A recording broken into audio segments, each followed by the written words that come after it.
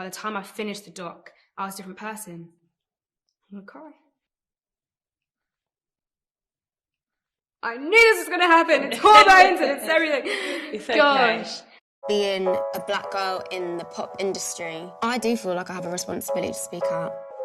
She knows that she's going to get backlash off this. He just said, you're the black girl, you're going to have to work 10 times harder. They told me, you need to bleach your skin because you won't sell any records. We were taught that our opinion didn't matter. Like, we are powerful. Even coming into meetings, it is always predominantly white. There's a problem, let's address it. Let's all address it together.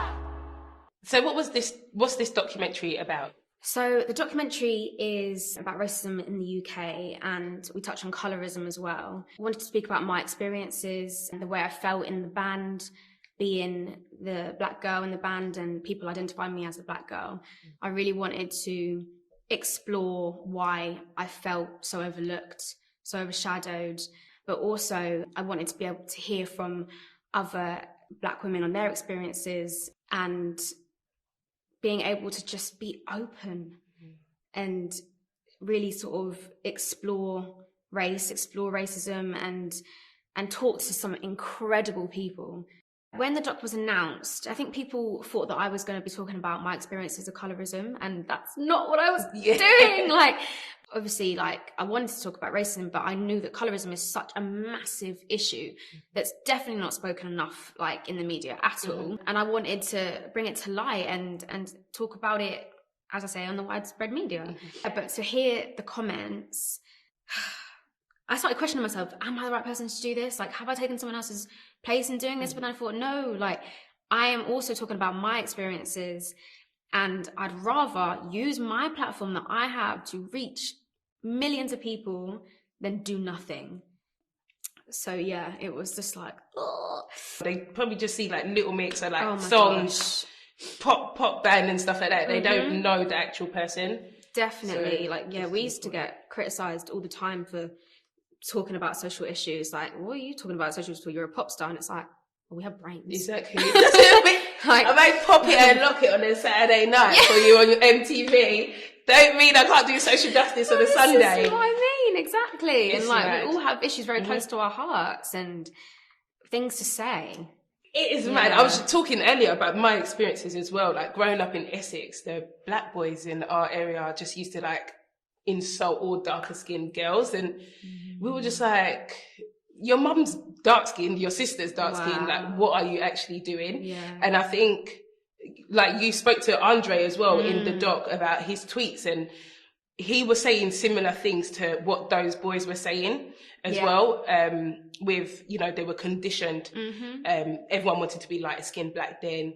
Everyone wanted to, you know, just look like the girls the boys fancied, which were light skinned women. So and what privileges do you think that you have that darker skinned women don't? Well, I feel like in general we see a lot more light skinned women in the media. Like, we do, like, billboards, campaigns, TV, just everything. So I think that's definitely one of my privileges. And like, the more I get into it, the more I'm like, this is like everywhere.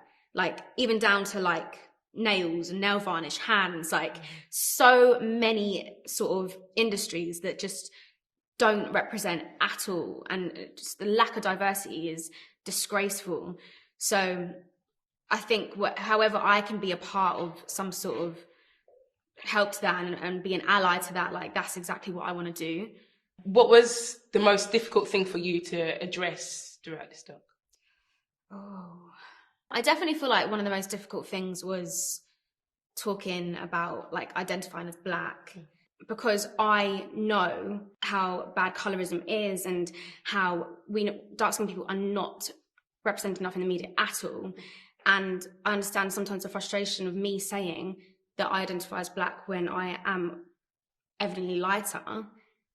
I can understand that frustration, but then the fact that obviously both my parents are mixed race and were brought up in West Indian households. In turn, I was brought up in a West Indian household. And that's always something that I have just identified as.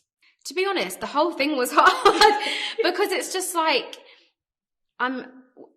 us as a society, we're not used to having really open conversations about race. Like, it's only now where the world has finally woken up and the world finally wants to talk about it and address it. So it's like, these conversations are new, and I can't wait till the moment where it feels like second nature. We've got a long way to go. We've got a long way like, to go, a but long, it's long way. From last year, a Yeah. lot has happened and a lot is happening. I know.